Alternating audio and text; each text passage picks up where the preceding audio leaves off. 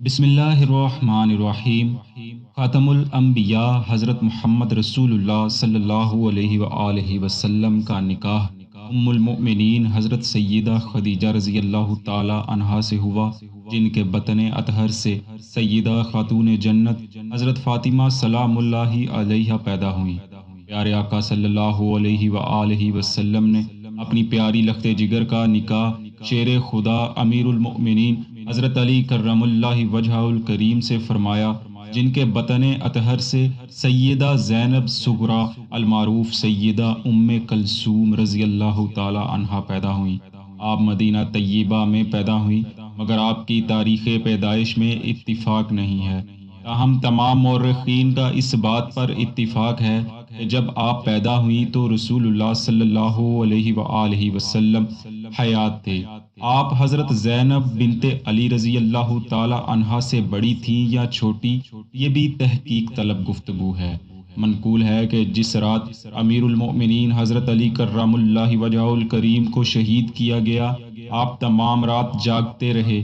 سیدہ ام کلثوم نے اپنے والد محترم سے دریافت فرمایا، بابا جان آپ کیوں جاگ رہے ہیں؟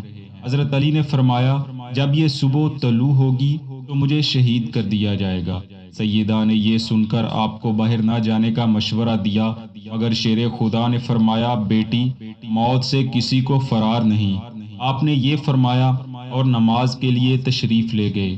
پھر جب امیر المومنین رضی اللہ تعالی عنہ کو شہید کر دیا گیا تو سیدہ ام کلثوم نے ابن ملجم سے خطاب کرتے ہوئے فرمایا، وائے ہو تم پر، اللہ رب العالمین تمہیں دنیا اور آخرت دونوں میں ذلیل و رسوا کرے اور تمہارا ٹھکانہ جہنم قرار دے۔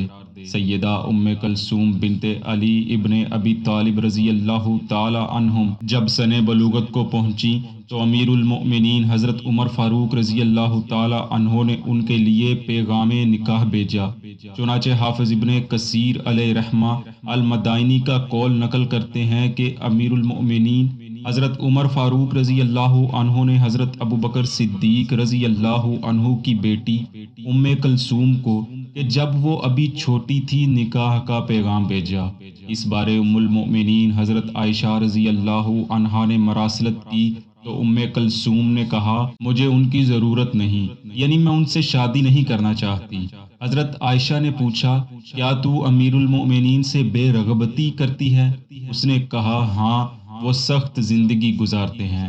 حضرت عائشہ نے حضرت عمرو بن العاص رضی اللہ عنہ کو پیغام بھیجا کہ حضرت امیر المؤمنین کو منع کر دیں۔ حضرت عمرو بن العاص حضرت عمر فاروق کے پاس حاضر ہوئے اور کہا، آپ ام کلثوم بنت ابو بکر صدیق سے رک جائیں اور ام کلثوم بنت علی بن ابی طالب رضی اللہ عنہما سے رشتہ ازدواج کی بات کریں، جو کہ رسول اللہ صلی اللہ علیہ وآلہ وسلم کی بیٹی حضرت فاطمہ رضی اللہ عنہا کی اولاد ہیں۔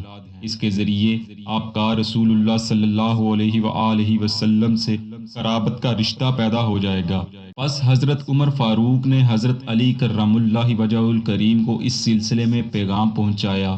حضرت علی شیر خدا نے حضرت عمر فاروق کا پیغام ملنے کے بعد اپنی صاحبزادی کا نکاح آپ سے کر دیا۔ پس حضرت عمر فاروق نے سیدہ ام کلثوم بنت علی رضی اللہ عنہما سے 40,000 درہم پر نکاح فرمایا اور ان سے آپ کے ہاں 2 بچے زید اور رقیہ پیدا ہوئے۔ بعض روایات میں ہے کہ اس شادی کا انتظام و انصرام حضرت علی کرم اللہ وجہہ الکریم نے خود کیا تھا، جبکہ کچھ راویوں کے نزدیک شادی کا انتظام حضرت علی کے چچا حضرت عباس بن عبد المطلب رضی اللہ عنہ نے کیا تھا، اور کچھ نے حضرت امام حسن و حسین رضی اللہ عنہم کا نام بھی لکھا ہے۔ سیدہ ام کلثوم بنت علی رضی اللہ عنہما کی امیر المؤمنین حضرت عمر فاروق رضی اللہ عنہ سے شادی کو لے کر بہت سی غلط روایات بھی بیان کی جاتی ہیں، جنہیں بیان کرتے ہوئے دل خون کے آنسو روتا ہے۔ ان روایات کو بیان کر کے نہ صرف حضرت عمر فاروق رضی اللہ عنہ کے کردار کو، بلکہ مولا علی کرم اللہ وجہہ الکریم اور سیدہ ام کلثوم بنت علی رضی اللہ عنہا کے کردار بے مثال کو داغدار بنانے کی کوشش کی جاتی ہے۔ چنانچہ بیان کیا جاتا ہے کہ حضرت عمر رضی اللہ عنہ نے بلا واسطہ حضرت علی رضی اللہ عنہ سے رشتہ کی بات کی تھی، جس پر حضرت علی نے یہ کہہ کر ٹال دیا کہ وہ ابھی چھوٹی ہے۔ اس پر حضرت عمر نے کہا وہ چھوٹی نہیں ہے، دراصل آپ مجھ کو رشتہ دینا نہیں چاہتے، آپ انہیں میرے پاس بھجوا دیں تاکہ میں انہیں دیکھ لوں۔ پس حضرت علی نے کوئی جواب نہ دیا اور سیدہ ام کلثوم کو حضرت عمر کے پاس بھیج دیا۔ جب حضرت عمر فاروق نے سیدہ ام کلثوم کو دیکھا تو کہا آپ اپنے والد سے کہہ دیں جیسا آپ کہہ رہے تھے ویسا نہیں ہے۔ پس حضرت علی رضی اللہ عنہ اس شادی پر راضی ہو گئے۔ دوستو، یہ روایت ہمارے اسلاف کی تاریخ میں کیوں اور کیسے داخل ہوئی، یہ اللہ عز و جل ہی بہتر جانتا ہے، لیکن یہاں بڑی باریکی سے ان تینوں عظیم ہستیوں کی کردار کشی کرنے کی کوشش کی گئی ہے۔ حضرت علی کرم اللہ وجہہ الکریم نے نکاح سے پہلے اپنی صاحبزادی کو کیوں بھیجا، حضرت عمر فاروق نے نکاح سے پہلے کیوں بلوایا، اور سیدہ ام کلثوم بنت علی رضی اللہ عنہا نے اس پر خاموشی کیوں اختیار کی؟ یہ ایسے سوالات ہیں کہ شاید جن کے جوابات آج کوئی نہیں دے سکتا۔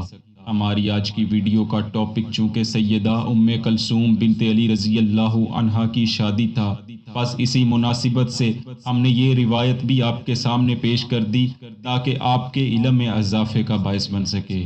امیر المومنین حضرت عمر فاروق رضی اللہ عنہ کی سیدہ ام کلثوم بنت علی رضی اللہ عنہا کی شادی کو لے کر کچھ مزید اختلافات بھی پائے جاتے ہیں، جیسا کہ چند غیر معروف راویوں کا بیان ہے کہ یہ شادی ہی نہیں ہوئی تھی، مگر تمام مکاتب فکر کے جید مورخین و مفسرین نے اس شادی کے حق میں مستند روایات پیش کی ہیں، جن سے یہ ثابت ہوتا ہے کہ یہ شادی ہوئی تھی اور یہ ایک تاریخی حقیقت ہے۔ چنانچہ حضرت ثعلبہ بن مالک رضی اللہ عنہ سے روایت ہے، ایک مرتبہ حضرت عمر فاروق رضی اللہ عنہ نے مدینہ کی عورتوں میں چادریں تقسیم کی تو ایک عمدہ چادر بچ گئی۔ ان کے پاس بیٹھنے والوں میں سے کسی نے کہا یا امیر المؤمنین، یہ چادر نبی کریم صلی اللہ علیہ وآلہ وسلم کی بیٹی یعنی نواسی کو دے دیجئے جو آپ کی زوجیت میں ہیں۔ ان کی مراد حضرت ام کلثوم بنت علی کی تھی۔ حضرت عمر نے فرمایا ام سلیت زیادہ حقدار ہے۔ ام سلیت ایک انصاری عورت تھی جنہوں نے نبی اکرم صلی اللہ علیہ وآلہ وسلم کے دست اقدس پر بیعت کی تھی۔ پھر حضرت عمر نے فرمایا یہ یعنی ام سلیت ہمارے لیے جنگ احد کے دن پانی کی مشکیں لاد لاد کر لاتی تھی۔ اس حدیث پاک کی شرح میں حافظ ابن حجر عسقلانی علیہ رحمہ لکھتے ہیں سیدہ ام کلثوم بنت علی رضی اللہ عنہا سیدنا عمر رضی اللہ عنہ کی زوجہ تھی اور ان کی والدہ سیدہ خاتون جنت حضرت فاطمہ سلام اللہ علیہا تھی۔ اسی ضمن میں درجنوں مستند روایات ملتی ہیں جو اس بات پر دلالت کرتی ہیں کہ سیدہ ام کلثوم بنت علی رضی اللہ عنہا حضرت عمر فاروق رضی اللہ عنہ کے نکاح میں آئیں۔ اس حوالے سے ہم مستند روایات کے حوالہ جات ویڈیو کی ڈسکرپشن میں بھی لکھ دیتے ہیں۔ سیدہ ام کلثوم بنت علی کا وصال مبارک عہد خلافت فاروقی کے بعد ہوا، اور یہ بھی لکھا جاتا ہے کہ آپ کی اور آپ کے بیٹے زید بن عمر فاروق کی وفات ایک ہی دن ہوئی اور آپ پر اکٹھے نماز جنازہ پڑھی گئی۔ دعا ہے رب العالمین آپ پر اپنی بے شمار رحمتوں کا نزول فرمائے اور ہمیں اپنے کرم سے ہدایت کاملہ نصیب فرمائے، آمین۔